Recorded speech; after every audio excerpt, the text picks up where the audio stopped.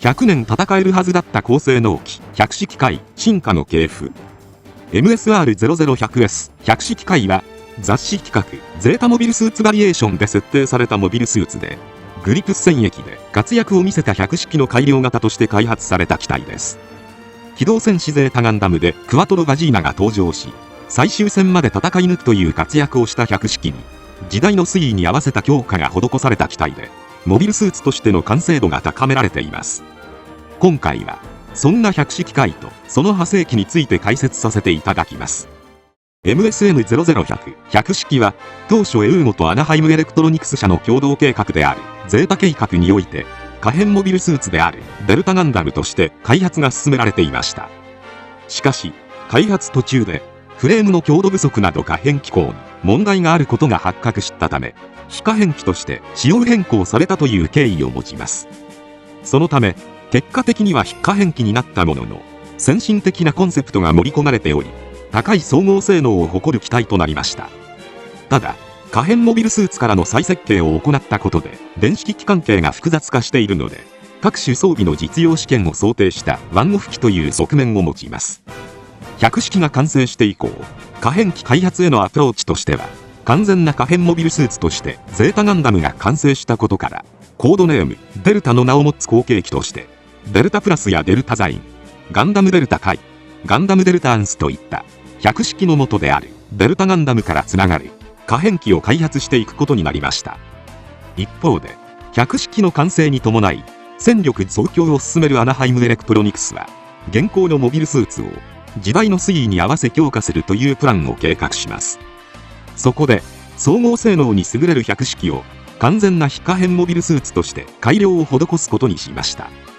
こうして開発されたのが百式となります。百式は百式の強みだった運動性、機動性をさらに引き上げることを目的として開発されていて、フレームを改良するなどの軽量化と推力の強化が図られています。とはいえプロペラントを増量しているので、結果的に重量は百式よりも増加してしまいました。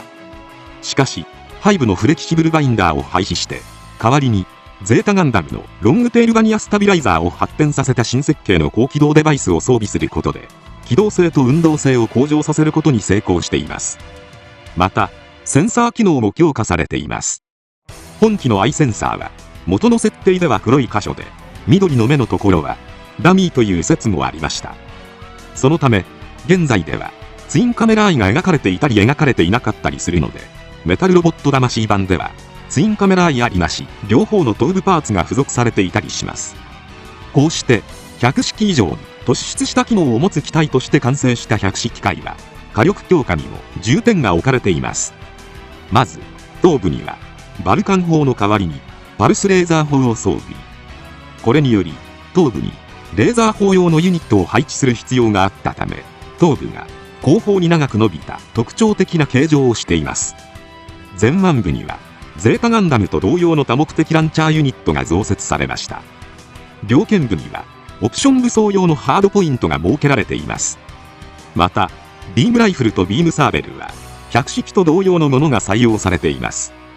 本機はまずゲームブック機動戦士ガンダムシャアの機関において、地球連邦の地上軍とロンドベル隊所属のネイルアーガマに1機ずつ配備されていて、展開によってはシャアにダッシュされ、そのままシャアの上機となります。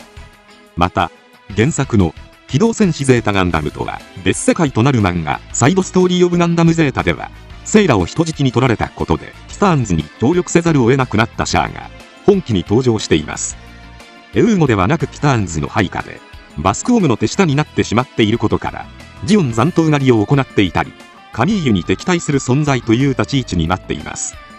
生死の機動戦士ゼータガンダムだと、ティターンズのモビルスーツであるハイザックやアッシマーなどにエウーゴのメンバーが登場していたり、ティターンズにいるクワトロが百式機に登場していたりすることから、アナハイムエレクトロニクスの立ち位置も異なるようです。また現在ガンダムエースで連載中の漫画機動戦士ガンダムウェアボルフでは、0087ハマーンが地球圏に帰還してティターンズとエウーゴとアクシズ軍の三つどもえになった世界を舞台に百式が登場。ティターンズ特務部隊のペガサス級強襲揚陸艦ヘカーテを襲撃し、マラサイを撃破する様子が描かれています。また書籍モビルスーツバイブル16号では、グリプス戦役で大破したクワトロ機を修復する際、この仕様に改良される予定だったとされています。次に FA00100S フルアーマー百式機械についてです。本機はいわゆる武装・装甲の強化を行うフルアーマープランで、百式機械の性能をフルに発揮することを目的として開発されました。とはいえ、そもそも百式機械は運動性を上げるために軽量化を施した機体なので、フルアーマープランは百式機械の強みを消してしまうコンセプトと言えます。増加装甲と武装の追加による重量増加と機動力低下を補うため、スラスターの強化も行われていますが、結果的に百式機械よりも機動性・運動性は低下したとされています。ただし、防御力は大きく向上しています。重装甲だけではなく、剣部のリフレクターパネルを展開することで、コックピット周辺にアイフィールドを発生させることが可能です。武装面では、胸部と脚部にミサイルポッドをそれぞれ2機ずつ搭載。バックパックには、リフレクター展開時に使用可能なビームキャノンを2門搭載。携行武装としては、百式機械と同様のビームライフルだけではなく、後のガンダムデルタ界などにも採用された長射程ライフルであるロングメガバスターを装備。胸部中央には、ハイメガキャノンに匹敵するメガ粒子砲を搭載。こちらは、発射すると、出力の低下を招く諸刃の剣とされる場合もあれば、ゲーム、ガンダムバトルオペレーション2では連射可能だったりと、設定が定まっていない印象を受けます。前腕部には炸裂ボルトを装備しています。これは、メタルロボット魂版ではナックルガードのように展開するようになっていて、牽制用の榴弾を近距離で発射する兵装と設定されている武装です。SD ガンダム G ゼネレーションでは、電撃を放つナックルとして扱われていたこともありましたが、近年のガンダムバトルオペレーション2やスーパーロボット対戦30といったゲームでは、敵機を殴り、榴弾を炸裂させる武装として実装されています。漫画「機動戦士ガンダム UC0096 ラスト3」ではボルトが回転し、敵機に押し付けて爆発させている様子が描かれています。他に、設定上は、ビームパルサーガンと呼ばれる兵装が2門搭載されていますが、搭載箇所が謎の武装で、ゲーム「ガンダムバトルオペレーション2」で本機が実装された際にはオミットされていました。ただ、百式機械の特徴であるパルスレーザー砲が本機の武装一覧に存在しないため、パルサーガンはパルスレーザー砲を改良した兵装と考えることもできそうです。こうして機動力は低下したものの、高い火力と防御力を有するモビルスーツとして完成した本機はいくつかのメディアで活躍が描かれています。まず雑誌 SD クラブに連載された漫画シークレットフォーミュラーフルアーマー百式機械では、アナハイムエレクトロニクスの月面工場の一つで開発された本機が登場しています。また宇宙世紀0088を描いた漫画機動戦士ガンダムダブルゼータガイデン悪夢の戦場では、テスト中のプロトタイプダブルゼータガンダムを襲った無人機の中にフルアーマー百式機械の姿が確認されています。このように本機の登場シーンは少なく、また開発中止が決定したので量産もほとんどされていないようです。この理由は、書籍モビルスーツバイブルでは当時大型可変モビルスーツが全盛期を迎えたからとされています。しかし、少数ながら生産された機体が後年運用されていたようで、漫画「機動戦士ガンダム UC0096 ラスト3」では、フレスベルク隊のマーティン・マータフ隊員が登場し、ジオン残党がカルビグロを炸裂ボルトを使用して撃破。この際、マータフは、どんななりでも百式は速いと豪語し、モビルアーマーのビグロを先回りして待ち構えるという、設定を覆すような活躍を見せました。その他には、漫画「機動戦士ガンダムバルプルギス」では、フルアーマー百式機械の増加装甲をオーベロンに取り付けたフルアーマーオーベロンが登場しており、その火力の高さを見せつけていましたが、アイフィールドを一度使用してエネルギーが持たなくなるなど、燃費が悪いことがわかる描写から、フルアーマー百式機械の増加装甲は、機動性の低下の割に継戦能力も低くなってしまう装備だということが伺えます。続いて MSR00100S 量産型百式機械についてです。百式機械は100式以上に突出した機能を持つ反面、生産性の低下を招いていました。そこでコストダウンと量産化を意識して再設計を行った機体が量産型百式機械となります。まず外見の特徴としては、頭部と剣部以外のパーツが百式と同型のものに差し戻されています。また、背部の高機動デバイスも、100式と同型のスラスターに戻されました。ただし、コストダウンのため、フレキシブルバインダーは廃止されています。武装面でも、徹底的に簡略化が行われており、100式同様のビームライフルとビームサーベルとクレーバズーカ、100式回同様のパルスレーザー砲、そして剣部には100式回でも運用可能なオプション兵装6連装ビームガトリングガンを持ちます。設計思想が100式に先祖返りした機体という位置づけですが、そもそも100式も100式回も高性能機だったことから、本機も量産型という名でありながら十分高い性能を誇ります。さらに余剰装備を減らすという合理化が図られているため、試作された機体は性能面と生産性と折り合いがついた量産機として完成しました。しかし、それでも開発計画自体が凍結されたので、量産には至らなかった幻の機体とされています。漫画機動戦士ガンダム UC094 アクロス・ザ・スカイの作中では、マリアナ基地でガンダムデルタカイとの比較検証用として配備された機体が登場し、後にフルアーマー100式回を狩るフレスベルク隊のマーティン・マータ2人が運用していました。次に MSK00100S 陸戦用100式回についてです。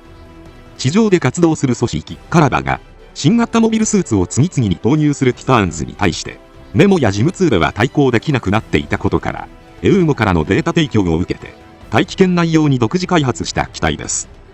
関節部をはじめとした機体各部には防湿・防塵対策が施されています。これにより通常の重力化環境での戦闘のみならず、沼地や砂漠のような極地戦にも適応しており、短時間であれば水中戦でも高い性能を発揮することができます。背部の高機動デバイスを廃止して、代わりに逆部スラスターと併用することで効力を発揮する新設計のバックパックを装備することで、重力化戦闘への最適化が行われました。塗装は金色ではなく、重力化での景観に合うような濃淡のグリーンに変更されています。この配色について、もともと100式の金色はタイビームコーティング効果を持つエマルジョン塗装の一種という設定がありますが、本機のカラーリングにどれだけのビームコーティング効果があるのかは不明のようです。武装としては、まずバックパックの変更に伴い、ビームサーベルはバックパックに搭載して、リアアーマーにはハンドグレネードが装備されました。また、射撃兵装は実弾系のものが中心になっています。頭部パルスレーザー砲は 60mm バルカン砲に変更。剣部にはグレネードランチャーを搭載。剣部のハードポイントは廃止され、代わりにバックパック上部にウェポンラックが設けられています。ここに3連装ミサイルポッドと中距離ビームキャノンがオプション兵装として装備できます。ビームライフルは重心下部にレールガンを装備した専用のものになりました。シールドは覗き穴のついた専用のシールドが用意されています。100式回の高い性能は維持しつつ、地上戦闘では不要な宇宙装備をオミットした陸戦特化機体となっていることが特徴的な機体で、設計思想としてはリックディアスを陸戦向けに変更したディジェに近いのではないでしょうか。本機は漫画機動戦士ガンダムダブルゼータガイデンジオンの原料に登場し、基地防衛に使用される姿が確認できます。背部にオプション兵装を装備した重装型で出撃しており、ゲーム作品に登場する際も主にこの仕様で実装されています。最後に MSR00102-102 式についてです。本機は漫画機動戦士ムーンガンダムに登場する機体で、両商会が開発した量産型100式回のカスタム機となります。正式名は100式回姿勢2型と呼ばれます。背部バーニアバインダーを変更し、シールドブースターを搭載することで推力を大幅に強化しています。隊長機は100式系列機らしい金色で、一般機は銀色という配色になっていますが、タイビームコーティング塗料が高価という理由から、隊長機ですら100式にタイビーム性能が劣っているとされています。武装としては、まず100式やリックディアスなどと共通のものが一通り使用可能で、ビームバイオネット付きビームライフル、ビームサーベル、クレーバズーカを使用します。腰部両側には3連グレネードランチャーが搭載されています。シールドはブースター機能に加えて連射式スプレーミサイルが搭載されています。本機は100式回の系列機にはなりますが、頭部は100式のような後頭部が短いタイプになっていて、パルスレーザーではなくバルカン砲が搭載されています。劇中ではシャアの潜伏先である南極基地の制圧作戦に参加する様子が描かれています。このように100式の改良型として高い性能を誇り、長野博士が100式という名前に込めた100年経っても戦えるモビルスーツを改良した100式機械。しかし可変モビルスーツが一気に増加していく時代の中で、どの機体も歴史の表舞台で活躍することなく終わっていきました。ただゲーム作品では優遇されることも多く、特にフルアーマー100式機械はスパロボ30ではアクシスショックで生き残ったシャアの愛機として登場するなどの活躍を見せています。とはいえ立体化には恵まれておらず、プレミアムバンダイ限定で量産型100式機械が100式とのコンパチキットとしてマスターグレードで登場したり、100式機械とフルアーマー100式機械がメタルロボット魂版で発売されるといったのみにとどまっています。個人的にはオーベロンがマスターグレードで発売されれば、フルアーマーオーベロンやフルアーマー100式機械というつながりが出てきて開発ラインナップに入れやすいと思うのですが、皆様はどう思われますでしょうか。今回は以上となります。チャンネル登録されるかはお任せいたしますので、もしよければもう一本動画を見ていただければとても嬉しいです。最後までご視聴いただきありがとうございました。